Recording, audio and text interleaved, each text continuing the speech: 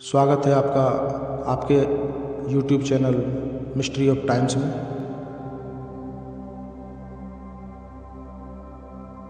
नील नदी अब भी बह रही है, पर उसके किनारे पर शांति नहीं थी। साम्राज्य बड़ा हो चुका था और बड़ा साम्राज्य हमेशा सुरक्षित नहीं रहता। उत्तर से बादल उठ रहे थे। यह बादल पानी के नहीं बल्कि युद्ध के थे। पूर्व की ओर से एक और शक्ति बढ़ रही थी, हत्ती साम्राज्य। उनके राजा भी खुद को महान कहते थे। उनकी सेना लोहे से लैस थी, उनके रथ तेज थे और इरादा बिल्कुल साफ था। दुनिया छोटी हो रही थी, दो शक्तियां आमने सामने आ रही थी। सिंहासन पर बैठा था एक युवा फेरो, रामेसेस द्वितीय। वह सिर्फ शासक नहीं बनना चाहता था, वह इतिहास बनाना चाहता था। उसने मंदिर बनवाए, मूर्तियां बनवाईं, हर पत्थर पर अपना नाम लिखवाया। पर नाम पत्थर से नहीं, युद्ध से अमर होता है। और फिर कादेश, रेगिस्तान का एक मैदान, पर उस दिन वह दुनिया का केंद्र बन गया। रामेसेस आगे बढ़ा। उसे लगा दुश्मन दूर है, पर खबर बिल्कुल झूठी थी। हत्ती सेना पास में ही छिपी हुई थी, हजारों रथ तैयार। और अचानक हमला हुआ। मिस्री सेना बिखर गई, धूल आकाश तक उड़ी। घोड़ों की चीखें और धातुओं की टक्करें। क्षण भर को लगा जैसे फेरो हार गया, पर वह भागा नहीं। रामेसेस ने खुद रथ संभाला और धीरे धीरे युद्ध में उतर गया। कहानियाँ कहती हैं कि वह अकेला लड़ा, पर शायद सच्चाई इससे अलग हो। पर वह उस दिन बच गया। युद्ध रुका, न कोई जीता और न कोई हारा। और पहली बार दो साम्राज्यों ने तलवार नहीं, समझौता चुना। इतिहास की पहली शांति संधि हुई और मिस्र में उत्सव मनाया गया। पर समय तो चुप था, क्योंकि अंदर से चीज़ें बदल रही थीं। मंदिरों की शक्तियाँ बढ़ रही थीं। पुजारियों के पास तो धन था, लेकिन लोगों के पास धन की कमी थी। राजा ऊपर था, पर उसकी पकड़ ढीली हो रही थी।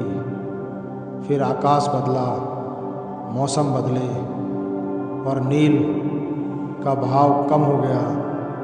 धीरे धीरे खेत सूखने लगे, भंडार खाली हो गए।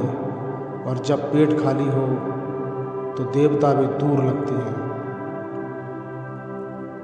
विद्रोह शुरू हो गए, चोरियां बढ़ने लगीं। कब्रें अब सुरक्षित नहीं रहीं, वही कब्रें जो अनंत जीवन के लिए बनी थी। राजाओं की घाटी में रात को रोशनी जलती, क्योंकि लोग सोना खोज रहे थे। मृत्यु का घर अब खजाने का घर बन गया। फेरो शक्तिशाली दिखता था, पर राज्य अंदर से टूट रहा था। बाहर से भी खतरा आया। समुद्र के रास्ते से लोग आए। अजनबी जहाज, अजनबी हथियार, समुद्री हमलावर। उन्होंने शहर जलाए, मिस्र की सीमाएं तोड़ी। पर मिस्र ने रोका, पर मिस्र थक चुका था। धीरे धीरे साम्राज्य सिकुड़ गया। फिर नए शासक आए, लीबियाई, यूबियाई, असीरियाई और फारसी। हर दिन मिस्र में तबाही लाने लगा। हर किसी को मिस्र बहुत पसंद था, क्योंकि नील सोना थी और इतिहास भी। फिर एक दिन दूर पश्चिम से एक युवक आया, अलेक्जेंडर। उसने तलवार उठाई और मिस्र ने विरोध नहीं किया। उसे मुक्तिदाता माना गया। एक नया शहर बना, अलेक्जेंड्रिया, ज्ञान का घर, पुस्तकों का सागर कहते थे। पर पुराने देवता अब भी दीवारों पर थे।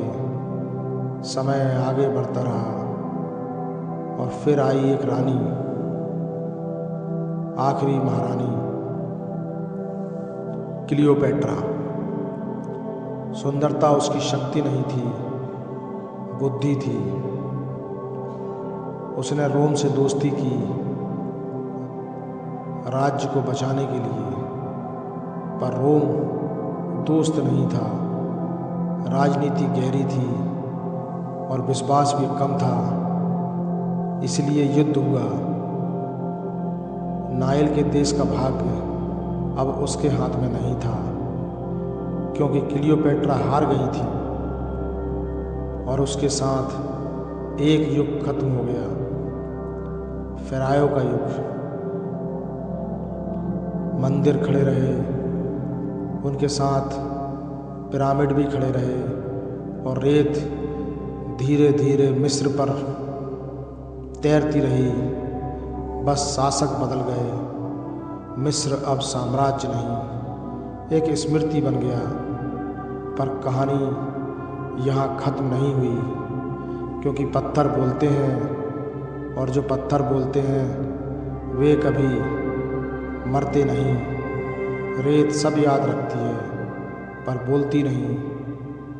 सदियाँ बीत गईं, साम्राज्य भी बदल गए, नाम मिट गए। मिस्र अब शांत था। मंदिर खड़े थे, पर उन्हें समझने वाला कोई नहीं था। दीवारों पर चित्र थे, पर भाषा खो चुकी थी। लोग उन्हें देखते थे, पर पढ़ नहीं पाते थे। देवता पत्थर बन गए और इतिहास रहस्य बन गया। फिर एक दिन दूर पश्चिम से सैनिक आए, नेपोलियन। यह सिर्फ युद्ध नहीं लाया, वह जिज्ञासा लाया। उसके साथ विद्वान थे, चित्रकार भी आए, साथ में नापने वाले भी थे। उन्होंने तलवार से ज़्यादा अपनी कलम चलाई, मंदिरों को देखा, उनके नक्शे बनाए, चित्र उतारे गए और फिर एक काला पत्थर मिला, रोसेटा स्टोन। उस पर 3 लिपियां थीं, एक जानी पहचानी सी और 2 लिपियां अनजानी। दुनिया ने पहली बार मिस्र की आवाज़ सुनी और शब्द खुलने लगे, नाम लौटने लगे। फ़ारो फिर जीवित हुए, मगर इस बार कागज़ पर, इतिहास में। अब कब्रें सिर्फ कब्रें नहीं थीं, वे किताब थीं। हर दीवार कहानी थी, हर एक चित्र वाक्य था।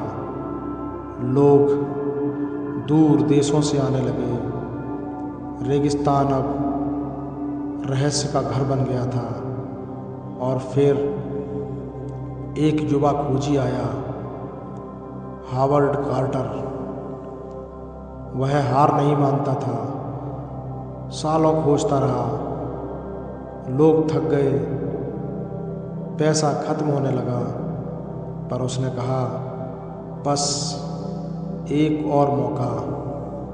और फिर सीढ़ियाँ मिली, रेत हटाई गई, दरवाज़ा दिखा, उस पर एक मोहर थी, हजारों साल पुरानी। सांसें रुक गईं, उसमें छेद किया गया, अंदर झांका गया, उससे पूछा गया कि क्या दिखता है। उसने कहा अद्भुत चीज़ें, सोना, हर जगह सोना। तूतनखामुन की कब्र थी, समय बंद था, वहाँ रथ खड़े थे और सिंहासन चमक रहा था, और बीच में मम्मी। दुनिया दंग रह गई, पर कहानी यहीं ख़त्म नहीं हुई। जल्द ही वहाँ अजीबोगरीब घटनाएं होने लगीं। वहाँ के कुछ लोग बीमार पड़ गए, तो कुछ अचानक मर गए। लोगों ने कहा फ़ेरो का श्राप है। सच क्या था ये कोई नहीं जानता, पर डर फैलता गया। अब मिस्र सिर्फ इतिहास नहीं था, एक रहस्य बन चुका था। कई वैज्ञानिक आए, उन्होंने मम्मी खोली। अंदर एक युवक था, राजा, पर अकेला। अब मशीनें आईं, स्कैन हुए, तो पता चला कि वह बीमार था और साथ में कमज़ोर भी। देवता नहीं, वह मनुष्य था। धीरे धीरे मिस्र समझ में आने लगा। पिरामिड कब्र थे और मंत्र विश्वास थे, देवता आशा थे। यह डर की नहीं, अमर होने की कहानी थी। लोग मरना नहीं चाहते थे, वो याद रहना चाहते थे, और वे याद रहेंगे भी। आज भी नील बहती है, रेत उड़ती है, और उनके बनाए पिरामिड आज भी खड़े हैं, और हम उन्हें निहारते हैं। हर शाम सूरज उनके पीछे डूबता है, जैसे कहता हो कि कहानी अभी ख़त्म नहीं हुई है। नील आज भी बहती है, पर अब उसके किनारे शहर बसे हैं। गाड़ियों की आवाज़ है, पर रेत की खामोशी वही है। हजारों साल गुजर गए, पर सवाल अभी भी जिंदा है। मिस्र ने इतना बड़ा क्यों सोचा? यह जीवन इतना छोटा था, क्यों पत्थरों में उन्होंने अमरता ढूंढी? शायद क्योंकि इंसान जानता था वह एक दिन मिट जाएगा, पर नाम नहीं मिटना चाहिए। फ़ेरो ने पिरामिड बनवाए ताकि लोग उन्हें याद रखें। आज भी बच्चे किताबों में पढ़ते हैं, पर असली मिस्र किताबों में नहीं है, वह हमारी सोच में है। उन्होंने समय को हराने की कोशिश की और आधे सफल रहे। साम्राज्य गया, राजा गए, देवता चले गए, पर उनकी पहचान आज भी बच गई है। उन्होंने तारे देखे और कैलेंडर बनाए, उन्होंने नदी देखी और खेती सीखी, उन्होंने मृत्यु देखी और दर्शन बनाया। वे जानते थे जीवन छोटा है, पर अर्थ बड़ा हो सकता है। मम्मी अमर होने के लिए नहीं थी, उनके विश्वास के लिए थी। कब्र खजाने के लिए नहीं थे, याद के लिए थे। मंदिर डर के लिए नहीं बनाए गए थे, आशा और उम्मीद के लिए थे। और यही कारण है कि आज भी लोग दूर दूर से मिस्र आते हैं, रेगिस्तान पार करते हैं सिर्फ देखने उन पत्थरों को, क्योंकि वे पत्थर नहीं समय है। जब सूरज डूबता है और पिरामिड काले पड़ते हैं तो लगता है मानो अतीत अभी यहीं है। मिस्र हमें सिखाता है शक्ति कम होती है, धन खत्म होता है, पर विचार कभी खत्म नहीं होते। जिसने कुछ नया सोचा वही बचा।